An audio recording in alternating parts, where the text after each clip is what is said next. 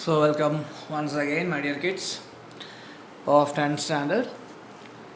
So, as you know, we were discussing about the 12th chapter of 10th standard science, electricity, and almost the first part is almost over.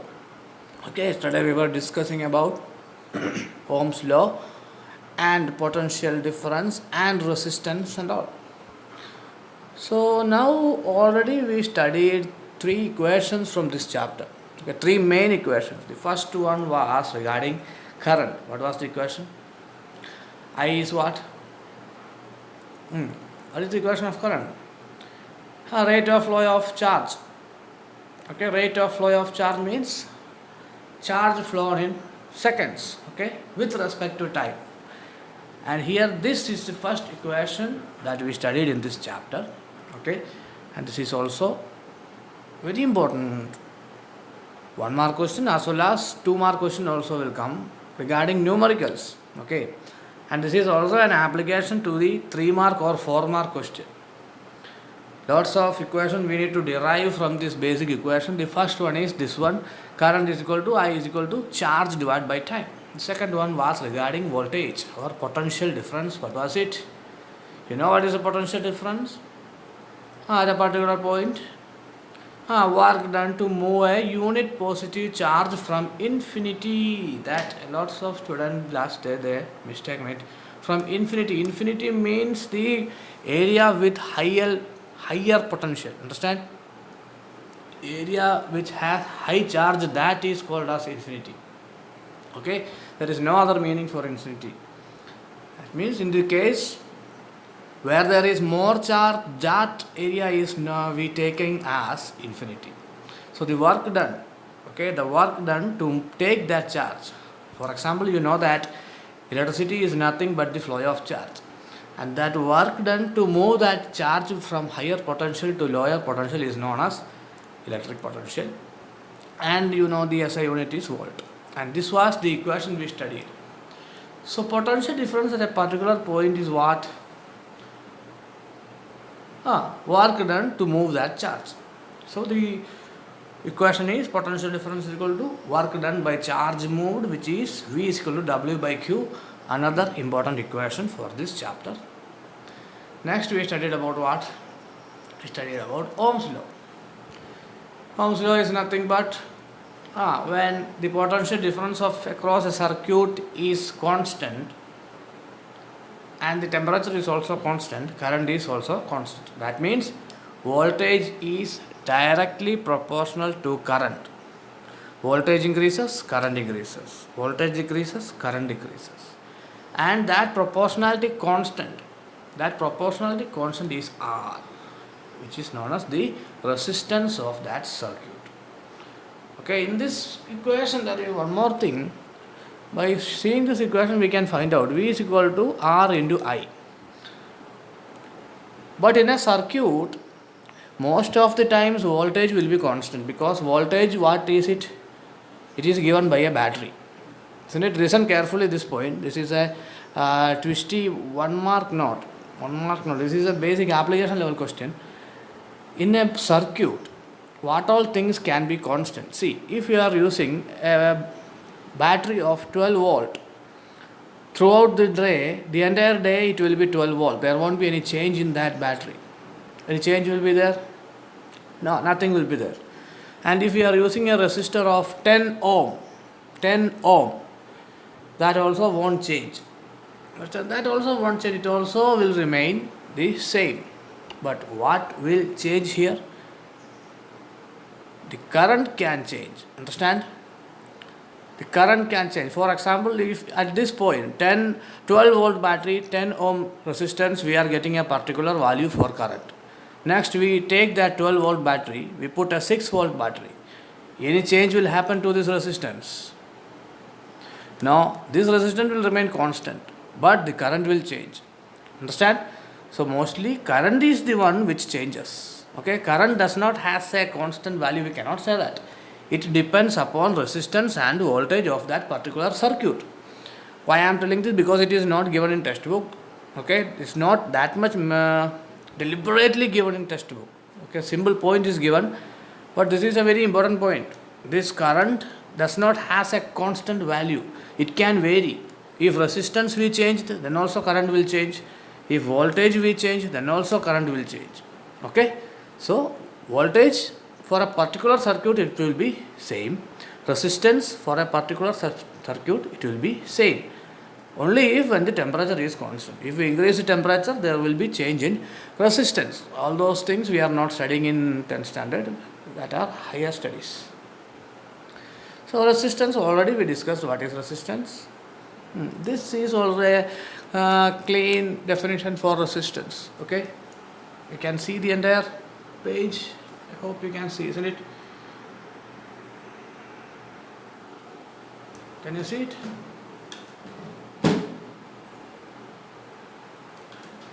Wait. Now I think you can see it, isn't it? Okay, fine. Okay. So is the property of a conductor to resist the flow of charges through it. Leave it. Yesterday we already described this one. See, a good photo, isn't it? Very, very good photo to understand what is resistance. So these two are fronts. Okay, they are fronts. What is happening? This enemy of them is current.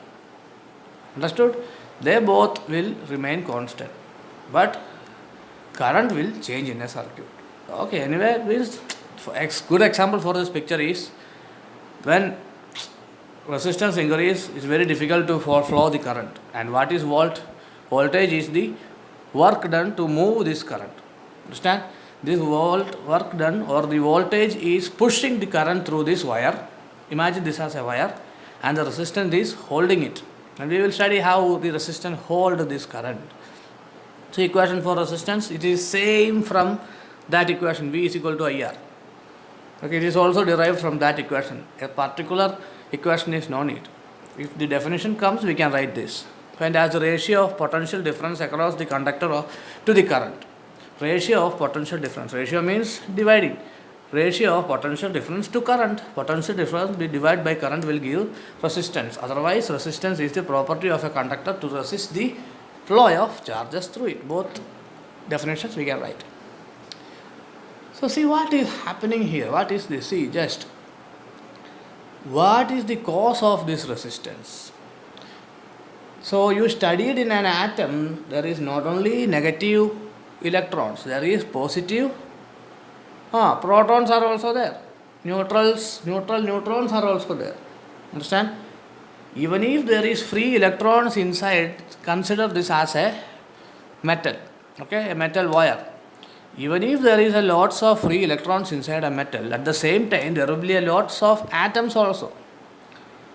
So no, a metal does not consist only free electrons. But what happens if there is more things inside a metal? Just imagine that you want to go through a road which contains more traffic. Another road is there where there is no traffic. Okay? Both is 1 kilometer long. Which road will be easy for you? The road with more traffic or road with less traffic? Of course, the road with less traffic will be easy because it is very easy to drive through a road which has less traffic. Oh, what is happening here? My stand is not preparing well. Oh, before it was correct, now it is gone. I don't know why. Hope it is. No, still no. Okay, I think now it is fine. Okay. What is the difference between moving through a road with traffic or without traffic? Tell me. 1 second, we will. Okay, now fine. So, what will happen if the traffic inside a road is high? It will be very difficult for you to run through that road. The same thing is happening in the case of these conductors. Inside the conductors, the traffic is very low. That means other atoms are very, very low inside a conductor, and only the number of electrons are very very high, so conductors has less resistance. But in the case of insulators, the number of electrons, this dot, black dot are electrons, it will be very very high. So it will be very difficult for the electrons to move. Okay, just when free electrons drift inside a conductor, drift means to move, they frequently collide with its positive ions. So if positive ions are there inside the metal, these electrons will collide to it, and that collision is result in resistance. If the number of positive ions is more than negative electrons, then its resistance is very very high, and the number of particular positive ions is less than that of the free electrons, then its resistance is very very low. Understand? Anyway, let's go to the next part. Again, it is worsening up. Something is very very. Okay, so unit also we studied, and 1 ohm. What is 1 ohm? Also we studied. 1 volt divided by 1 ohm ampere will give us 1 ohm. Let us go to the next part. Relation between resistance and current also study. Okay, just start. The current through a resistor is inversely proportional to its resistance. Means what? See, where is resistance? Resistance is upside. See, current is down. That means it is inversely proportional. Understand? Inversely proportional. This I is inversely proportional to R. That means when resistance increases, current decreases. When current increases, resistance decreases. Understood? That is the meaning of inversional proportionality. Okay? Inversely proportional. Simple thing, resistance increases, current decreases. Current increases, resistance decreases.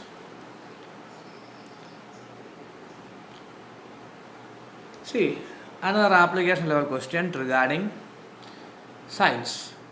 Why this tungsten? You know that the electric bulb you have seen. Nowadays you are seeing only LED bulbs. But in olden days, or at least like 5 or 10 years before, in most of our home there was a particular type of bulb which look not like this. This is in foreign countries. In our countries, bulb is a bit more different than this. Okay, in our countries the bulb is a bit more different than this. And particular bulb has a special thing called as filament inside that. Filament. Understand? Filament. So what do you mean by this filament? What is it actually? It is nothing but that a particular wire is coiled. Understand? A particular wire is coiled, and that particular wire is called as filament. So that filament will have high resistance. Why? Because if it easily passes the electricity through it, it will not glow. Understand? If the resistance is high, what will happen to the wire? It will become hot. And the resistance of tungsten is that much high. Okay, anyway, we will study it in the end, otherwise it is very confusing. So melting point and resistivity and tungsten very high, leave it. In between, actually these application level questions must come at the end of the chapter. Because these all things, melting point, resistivity we didn't study it, isn't it? Resistivity afterwards we are studying. Then how will the exam will come here? I don't know why. Another thing is this rheostat. We already discussed about this in the previous classes. What is a rheostat? It is nothing, it's a simple device to measure what?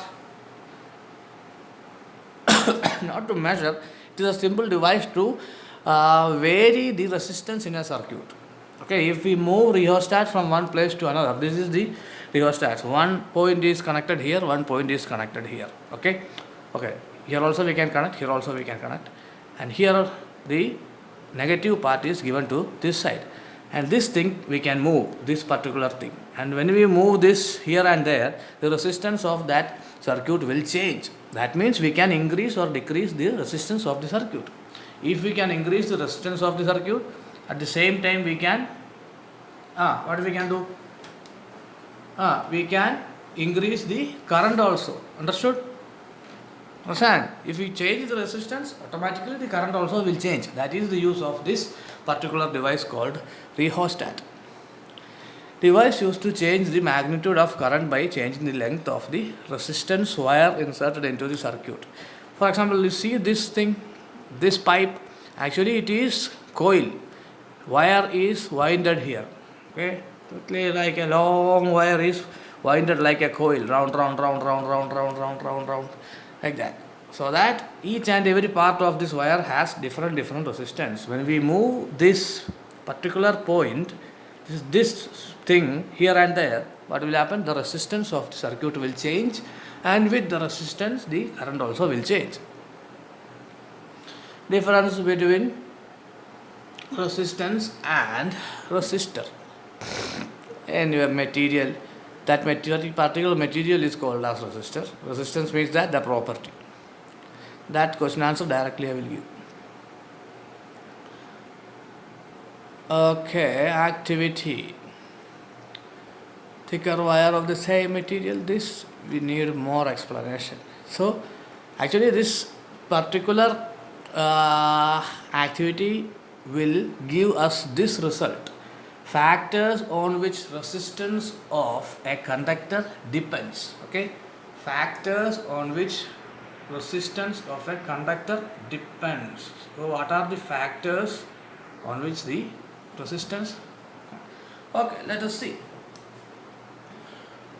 First one, just imagine, first one, it is written as, after this we will finish this class, okay? This is very important 2-mark question. Factors on which resistance of a conductor depends. First one is the length of the wire. In this case we are using a wire, okay? If the length increases, for example, if you are going through, I will take the same example of a road. For example, if you want to go in your street, there is two medical shops are there, and you want to go to buy medicines from that shop. Now, anyway, from medicine shop you won't get any chocolate or ice cream. You want to buy medicine itself. Okay, both are in your street, and your street is very thin, and the traffic is very high. So it is very difficult to move through your street. And one medical shop is 10 meters from your home, and another medical store is 20 meters from your home. It is easy to reach which medical store first? 10 meter or 20 meter? 10 meter medical shop, isn't it? Because its length is very less. And when the distance increases, the length increases, it will be very difficult to reach there, or it will take more time. Same thing regarding resistance. The length of the wire increases, the resistance will increase. Understand? Just imagine the next week the government came and make your road width double. Understand? The government made the width of your road double. That means now your road is very wide. At that time it will be easy or it will be difficult to go to medical store? 100% it will be easy. So the second point is the resistance is depending on the area of its cross section. Okay? Actually resistance increases with lengths, decreases with area of cross section. Nature of the materials. Different materials has different resistance, isn't it? A copper wire has less resistance than an iron wire. That way copper wire is using in household electrical wirings. Okay, it is depending upon nature of the material, temperature of the conductor. Okay, temperature part we are not studying this year. Only for reference it is written here. So these are the 4 things. Just study it. Resistance of a conductor depending upon its length. Length increases, resistance increases. Area of cross section increases, resistance decreases. On the nature of its material, different types of materials has different types of resistivity or resistance. These are the things. Okay, from that we will derive another equation that will derive the next day, and that is about resistivity. Okay, everything if you study in one day, it will be getting confused. Okay, so I hope that's enough for today. and my computer and my camera also is not working very well. I will fix it, and afterwards I will give it you in another better class. Okay, fine. Now it is fine, but in some photos it is not fine. I think the contrast taking skill is not right. Okay, anyway, that's it. I hope you liked this class. Next day we will study with resistivity. Okay, the first part is over. The second part we will start after resistivity. Resistors in parallel, series, and all lots of other things are there. This is also very important. All those things we will study next class. Till then, my dear kids, stay home, stay safe. Goodbye and Jai Hind.